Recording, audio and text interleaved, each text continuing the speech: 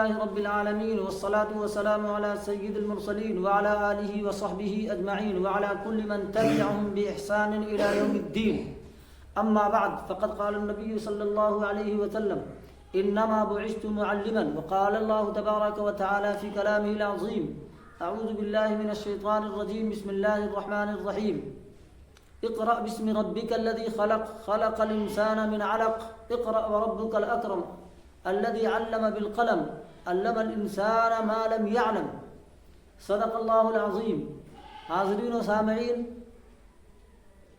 میں نے جو ابھی آیت کریمہ تلاوت کی ہے اور ایک حدیث پڑھی ہے، اس کا تعلق علم سے ہے، یا علم کے حاصل کرنے یعنی تعلیم سے ہے، یا تدریس سے ہے، ایجوکیشن سے ہے اور شکشا سے ہے. اور اتفاق کی بات یہ ہے کہ آج 11 نومبر اسی نام سے جانا اور پہچانا جاتا ہے، یعنی اسی کو ہم نیشنل ایجوکیشن ڈے یا راشٹریہ شکشا دیوس یا قومی یوم تعلیم کے نام سے جانتے اور پہچانتے ہیں، اور پورے ہندوستان میں بڑی آن شان بان کے ساتھ اسے منایا جاتا ہے.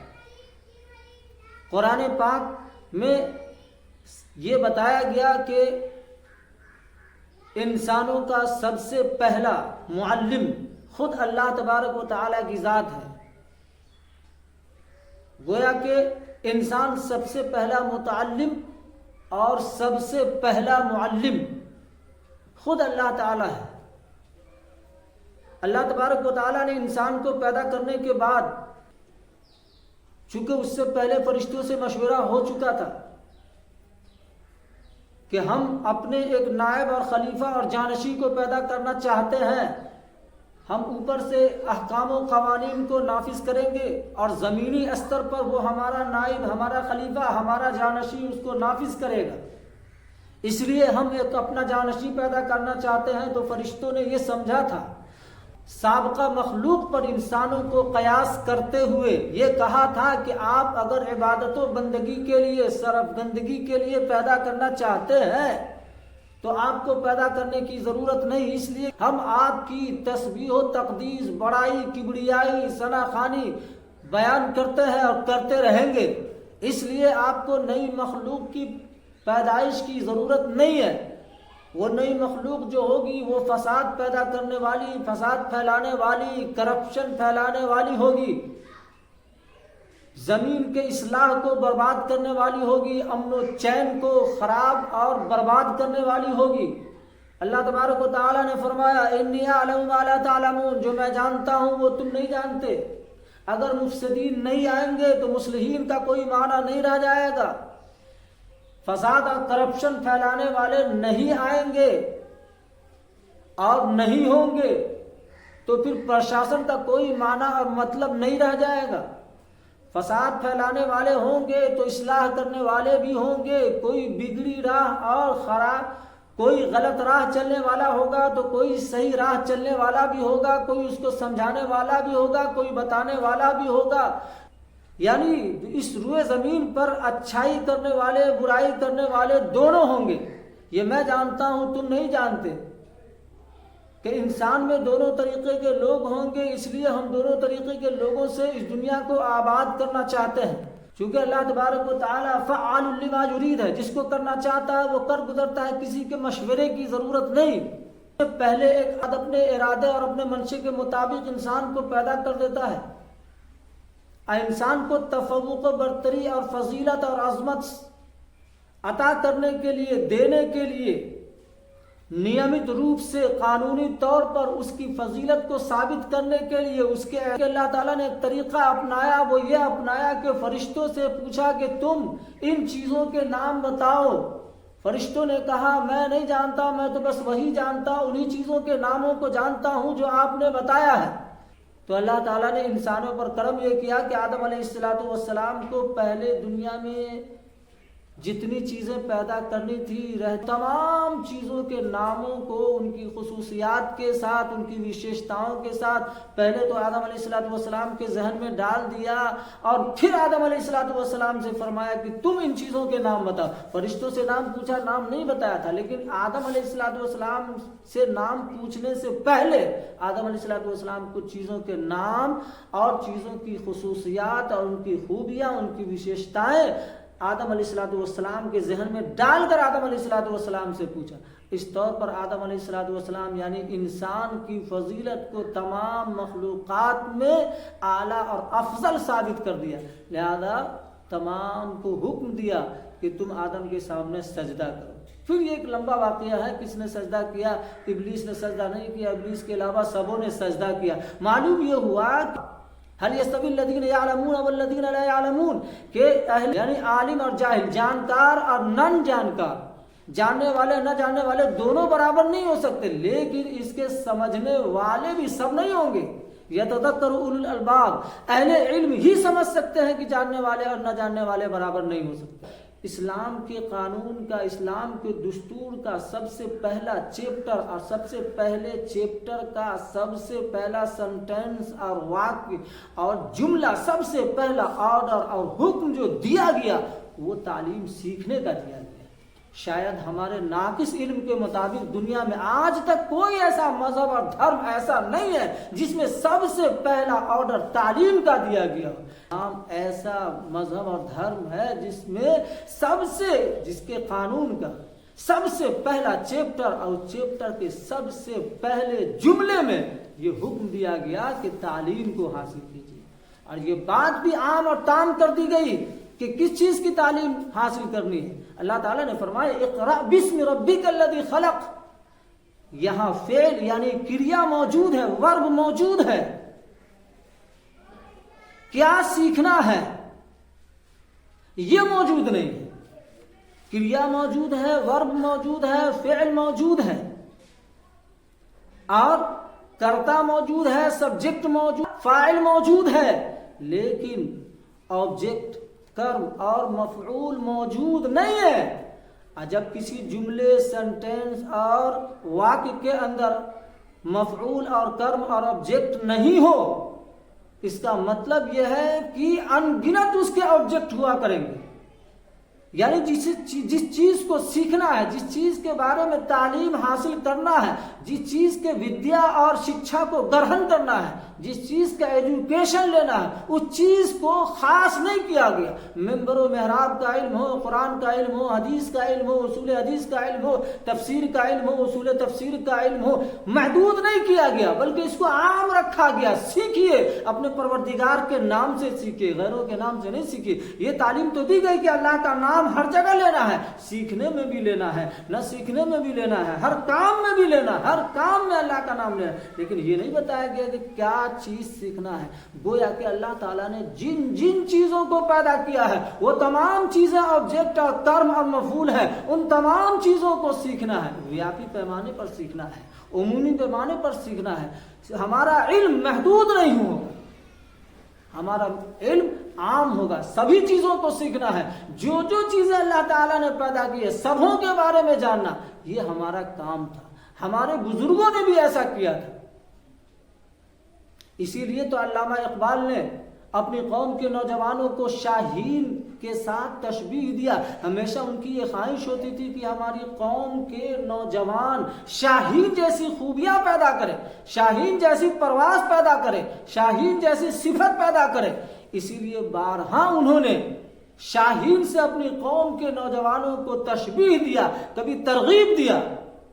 ایک موقع پر شاہین کی ایک خوبی کے سلسلے میں اور اس خوبی کو یاد دلاتے ہوئے ایک شعر کہا کہ شاہین کی ایک خوبی یہ ہے کہ وہ ہمیشہ تازہ ترین شکار کھاتا ہے، مرا ہوا بچا ہوا گدھ کی طرح شکار نہیں کھاتا ہے۔ گدھ تو مرا ہوا شکار بھی کھا لیتا ہے، کسی دوسرے کا بچا ہوا شکار بھی کھا لیتا ہے، لیکن شاہین کبھی دوسرے کا بچا ہوا شکار، مرا ہوا شکار نہیں کھاتا۔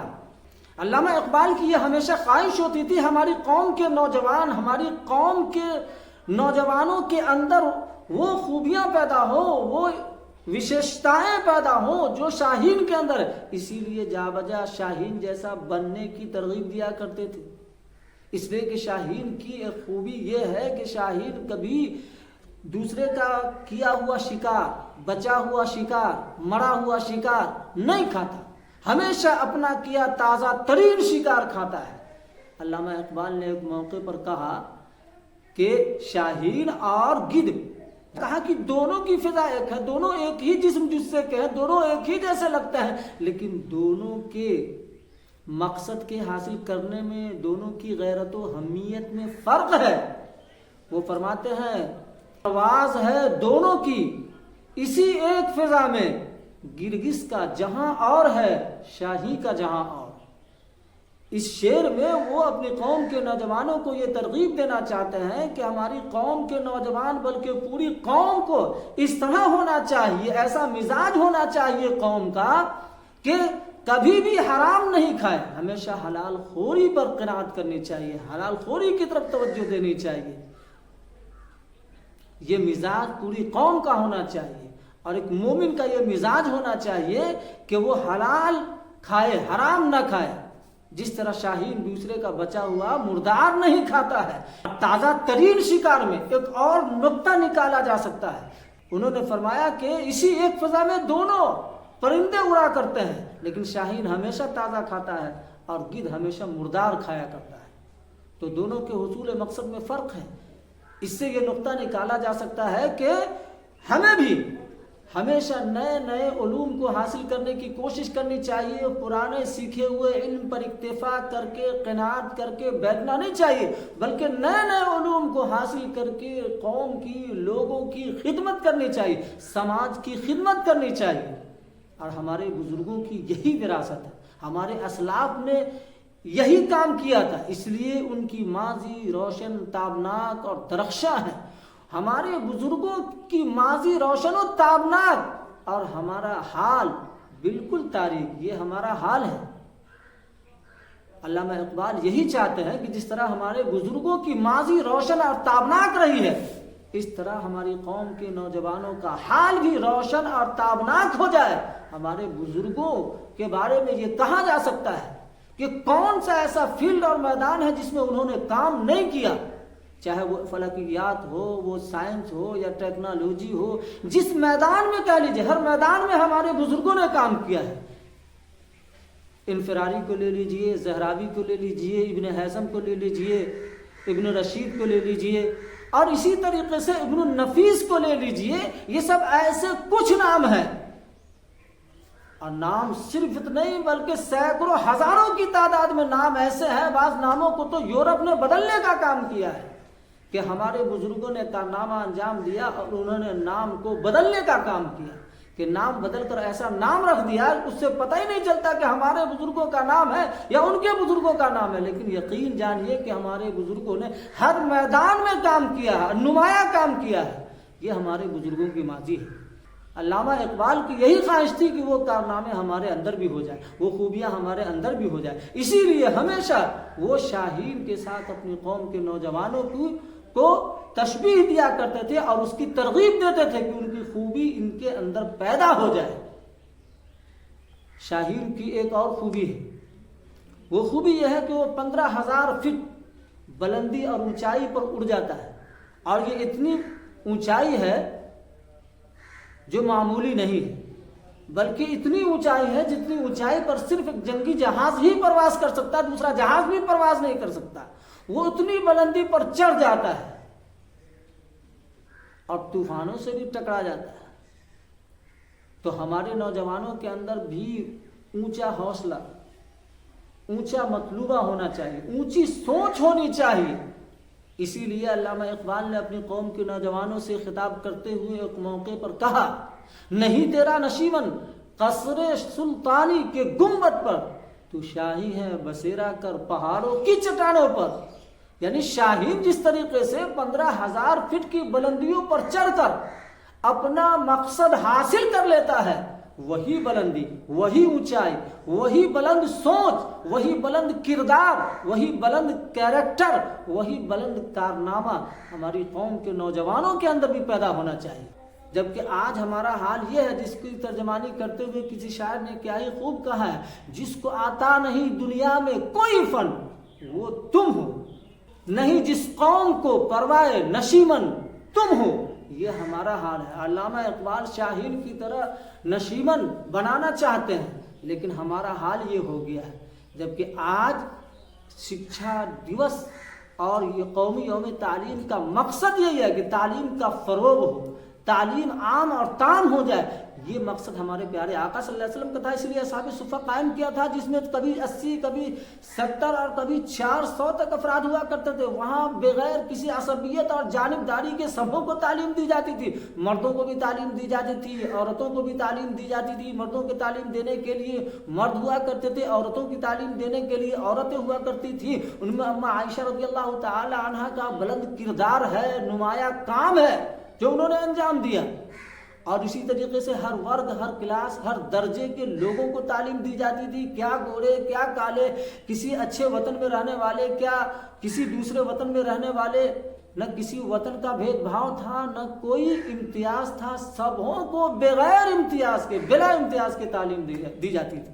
اور اس کام کو سراہنا ہوگا کہ سرکار نے بھی اپنی تعلیم کو عام کرنے کے لیے کہ مردوں کو بھی تعلیم دی جائے، عورتوں کو بھی تعلیم دی جائے، دونوں میں کوئی فرق اور انتر نہ ہو جائے، اس سلسلے میں سرکار نے بھی بہت بڑھیا اور بہترین قدم اٹھایا۔ سورگیہ اٹل بہاری واجپئی نے یہ قدم اٹھاتے ہوئے سرو شکشا ابھیان کے نام سے ایک مہم چلائی تھی، جس کا مقصد یہ تھا کہ سب پڑھے اور سب بڑھے، ہر درجے کے لوگ پڑھیں، ہر ورگ کے، ہر کلاس کے لوگ پڑھیں، مرد بھی پڑھے اور عورت بھی پڑھے، یعنی بچے اور بچیوں کی تعلیم میں کوئی فرق اور انتر نہ آنے پائے۔ اسی لیے سرو شکشا ابھیان کی مہم کو سورگیہ اٹل بہاری واجپئی جی نے شروع کیا، جو الحمدللہ کامیاب بھی ہوتا گیا۔ اس کے بعد ہی شکشا دیوس کے روپ میں اور قومی یوم تعلیم کی شکل میں ایک دن منایا جاتا ہے، اور اس دن منانے کا مقصد بھی یہی ہے کہ ہمارے سماج میں، ہمارے سوسائٹی میں، ہمارے معاشرے میں تعلیم عام ہو جائے۔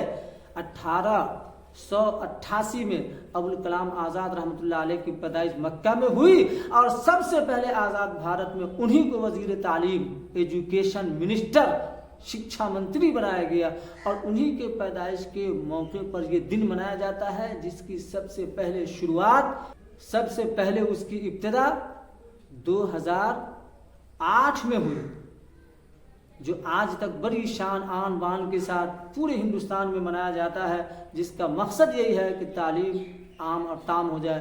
دعا کریں کہ ہم سبوں کو بھی اللہ تعالیٰ کی توفیق رفیق عطا فرمائے۔ تمام حضرات کو قومی یوم تعلیم مبارک ہو۔